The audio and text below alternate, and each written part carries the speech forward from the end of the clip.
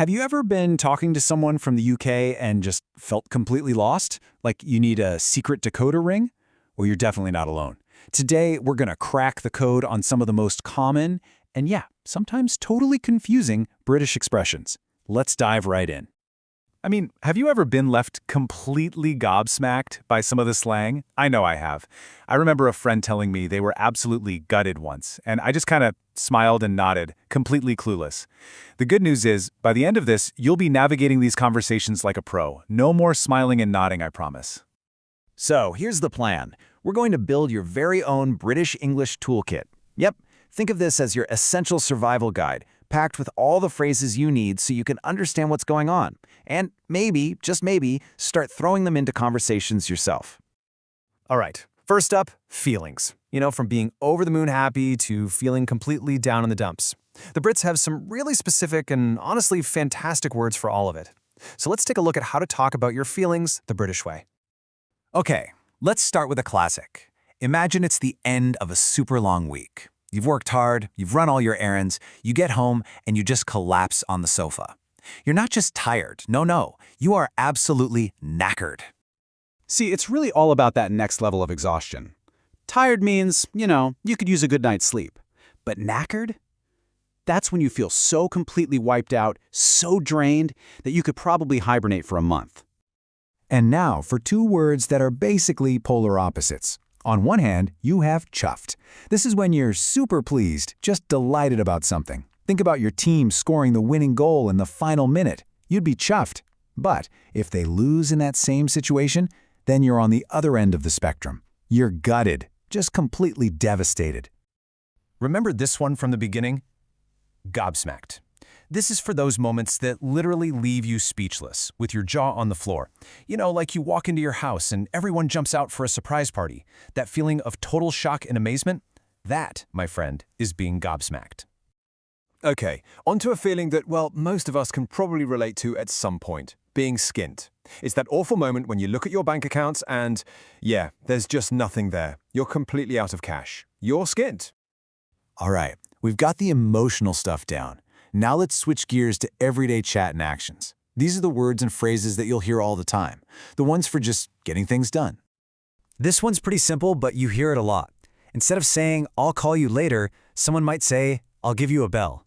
It just means, "I'll phone you." It's just a bit more informal and friendly, Okay, this one is so important for understanding British humor. Taking the mickey. Basically, it's just teasing someone in a lighthearted, friendly way. It's how friends show affection, really. So if your British maid is poking fun at you, don't worry. It's actually a good sign. It means they like you. Oh, we've all done this. You're supposed to be leaving the house, but first you have to find your keys, then you decide to quickly check your email, then you rearrange some things on a shelf. That is faffing about. It's wasting time on silly little things when you should be doing something important. A true art form, really. Now, this little sentence is a 2-for-1 deal. I reckon it'll be sorted by Tuesday. First, you have reckon, which is just a super common way of saying I think or I suppose. But that second word, sorted, is an absolute gem. So much so that we need to give it its own moment. Yup, sorted. This is one of the most satisfying words. When a problem is solved, a task is finished, or plans are arranged, you just say, "It's sorted." Ah, so good. It means it's all handled, taken care of, done. Okay, this is a really important one, especially for any visitors. In the UK, you wait in a queue. Not a line, a queue. And let me tell you, queuing is practically a national sport. People take it very, very seriously. So, respect the queue. Okay, for our last section, we're diving into the words that add all the color and personality to a conversation. These are the words you use to describe things, whether something is totally brilliant or just a bit rubbish. So here's a quick look at some of these awesome descriptive words. We've got our good ones, our bad ones, and some other useful bits and pieces. Let's just zoom in on a couple of my favorites that you'll hear all the time. Proper. I love this one. It's basically an intensifier, a way to add emphasis. You don't just have a good meal, you have a proper good meal. It means it's authentic, genuine, the real deal. Like a proper cup of tea. It makes all the difference. And this one is just so charming. Bits and bobs. It's the perfect phrase for all those small miscellaneous things. You might use it for tasks like, I've just got a few bits and bobs to do. or for items, like a drawer full of random bits and bobs. It's just a lovely catch-all term. And just like that, your British English toolkit is all packed and ready for action. We've gone through the whole shebang, from how to talk about your feelings to how to describe what's going on around you. So, let's recap. We covered how to talk about your feelings, from being totally chuffed to feeling completely gutted. We've got the everyday actions down, like giving someone a bell or getting things sorted.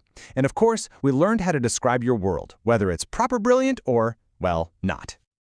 So now your toolkit is officially sorted. The big question is, which one of these brilliant expressions will you fancy using first? Go on, give one a try. I reckon you'll get the hang of it in no time. Cheers, and thanks for joining me.